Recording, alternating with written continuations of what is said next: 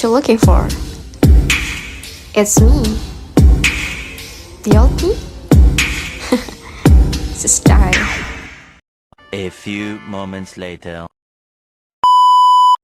Assalamualaikum warahmatullahi wabarakatuh. Bertemu lagi bersama saya Gita Indonesia. Kali ini saya akan membuat video learning journal saya pada pertemuan keempat.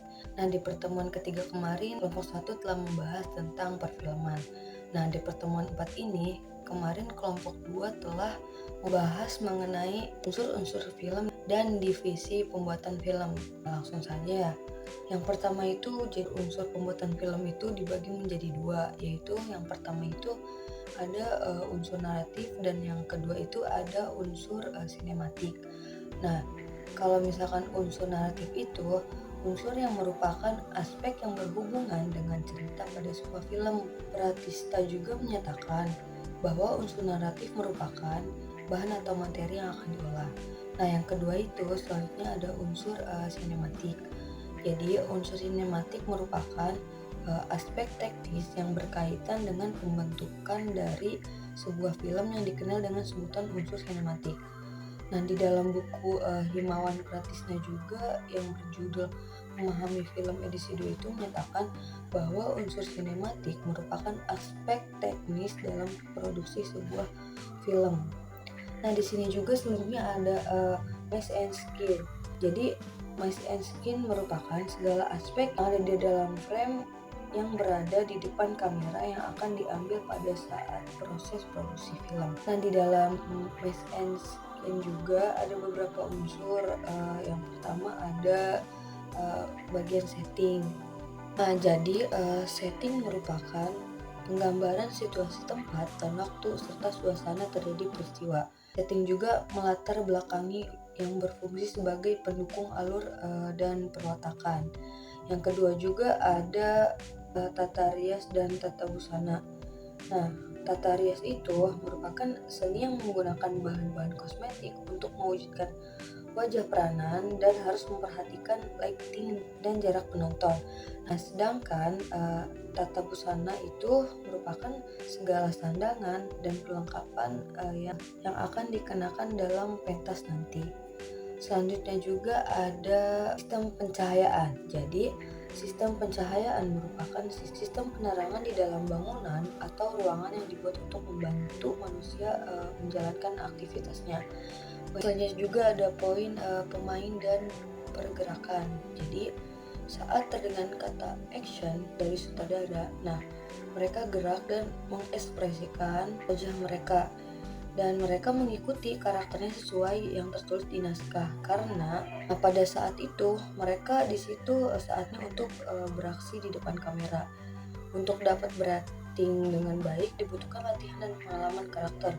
Nah, prosesnya juga tidak akan seinstan saat kamu memasak mie kemasan pastinya ya. Sesuai gerak tubuh dan ekspresi yang dilakukan pemain merupakan hasil rancangan yang matang bersama sutradara demi menghasilkan mood yang sesuai director shoot. Selanjutnya juga membahas tentang sinematografi. Jadi, sinematografi dapat diartikan sebagai aktivitas melukis, merekam, menangkap, mengambil, atau mengambil gerak dan bantuan cahaya. Nah, secara umum, unsur yang mencakup sinematografi dibagi menjadi 3 aspek, yaitu yang pertama kamera, yang kedua film, yang ketiga framing atau durasi gambar. Selanjutnya juga ada editing. Jadi proses editing ini merupakan proses pemilihan serta penyambungan gambar-gambar yang telah diambil. Dalam tahap ini, shoot-shoot yang telah diambil atau dipilih atau diolah dan dirangkai hingga menjadi satu rangkaian kesatuan yang utuh. Itu yang dinamakan dengan editing. Lanjut juga ada bagian suara. Jadi suara dalam film itu dapat dipahami sebagai seluruh suara yang dikeluarkan dari gambar, yaitu dialog, musik, dan efek-efek suara lainnya. Itu suara. Selanjutnya juga ada 7 poin divisi dalam produksi film. Yang pertama ada penulisan naskah. Jadi, penulisan naskah merupakan kemampuan dalam penulisan skenario dan orang pertama yang memberikan gagasan atau ide cerita kepada produser dan sutradara. Nah, yang kedua juga ada departemen produksi. Jadi departemen produksi itu merupakan departemen yang mengolah bahan-bahan baku menjadi barang jadi. Yang ketiga juga ada departemen penyutradaraan. Jadi sutradara itu membantu sutradara dalam urusan jadwal, manajemen pemeranan dan kru atau jadwal panggilan kru dan pemeran ke lokasi, jadwal makan dan istirahat, jadwal set alat atau kamera, lampu, artikel dan sebagainya.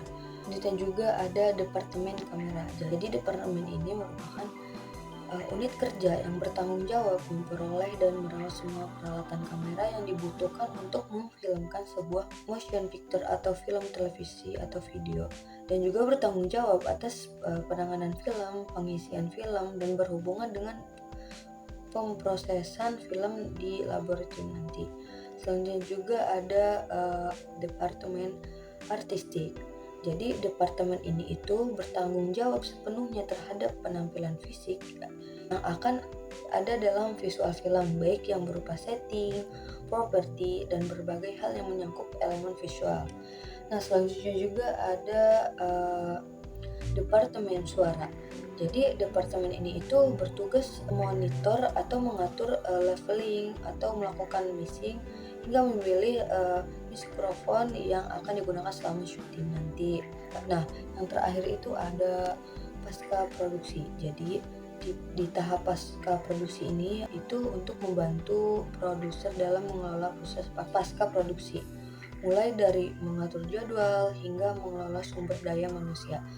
Mungkin hanya itu saja yang bisa saya sampaikan di video learning journal saya pada video keempat ini. Semoga kedepannya bisa lebih baik lagi dari video learning journal sebelumnya. Kurang lebihnya mohon maaf. Assalamualaikum warahmatullahi wabarakatuh.